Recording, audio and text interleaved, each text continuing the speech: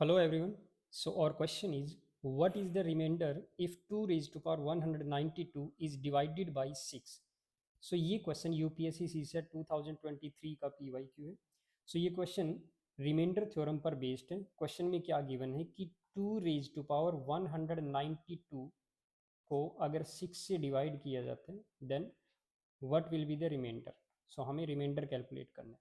So student ऐसे question में जहाँ पे आपको डिविडेंड और डिवाइजर में कुछ कॉमन फैक्टर नज़र आए तो वहाँ पे हम कॉमन फैक्टर को रिमूव करते हैं. अब जैसे कि कॉमन फैक्टर क्या है इसमें, 2 रेज टू पावर 192 का मतलब क्या है कि ये 2 into two into two into two ये इस तरह से मल्टीप्लाई हो रहा है 192 टाइम्स.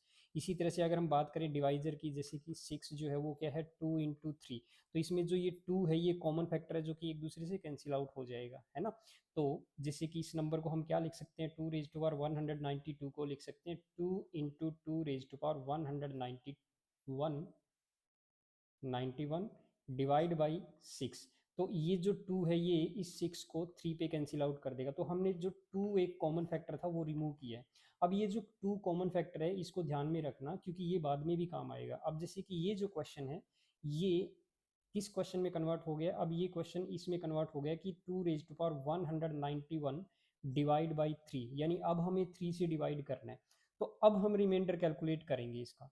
तो जब रिमाइंडर इसमें कैलकुलेट करते हैं तो रिमाइंडर क्या आएगा, देखो यहाँ पे जैसे कि 2 रेज टू पावर 191 को 3 से डिवाइड करना है तो यहाँ पे बेस जो है वो 2 है. तो 2 को जब हम 3 से डिवाइड करते हैं, 2 को जब हम 3 से डिवाइड करते हैं तो हमें रिमाइंडर क्या मिलेगा, यहाँ पे -1 रिमाइंडर मिलेगा. ओके. और इसकी पावर जो है वो 191 है. ठीक है. तो यहाँ से हमें रिमाइंडर जो मिलने वाला है वो क्या मिलने वाला है, दैट इज -1, क्योंकि -1 raise to power an odd number.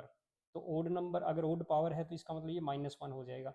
अब जो रिमाइंडर -1 आ गया है तो इस -1 रिमाइंडर को हमें पॉजिटिव कैसे बनाते हैं, तो जो आपका डिवाइजर होता है उस डिवाइजर में से उस नेगेटिव रिमाइंडर को सब्ट्रैक्ट कर देते हैं. तो यहाँ पे +2 ये आपका रिमाइंडर आ जाएगा. बट ये भी आपका फाइनल आंसर नहीं है. ये रिमाइंडर तो तब आएगा जब हम 3 से डिवाइड कर रहे हैं, बट जब हम 6 से डिवाइड करते हैं तब हमारा रिमाइंडर क्या आएगा. तो ऐसे केस में मैंने बताया था कि जो आपका कॉमन फैक्टर कैंसिल आउट होता है उसको फाइनली आपको मल्टीप्लाई करना होता है यहाँ पे. तो 2 से इसको मल्टीप्लाई कर दीजिए तो आपको मिल जाएगा 4. तो फाइनली जो आपका आंसर आएगा रिमाइंडर विल बी 4. सो आपका आंसर होगा option D 4. Okay student, thank you, bye.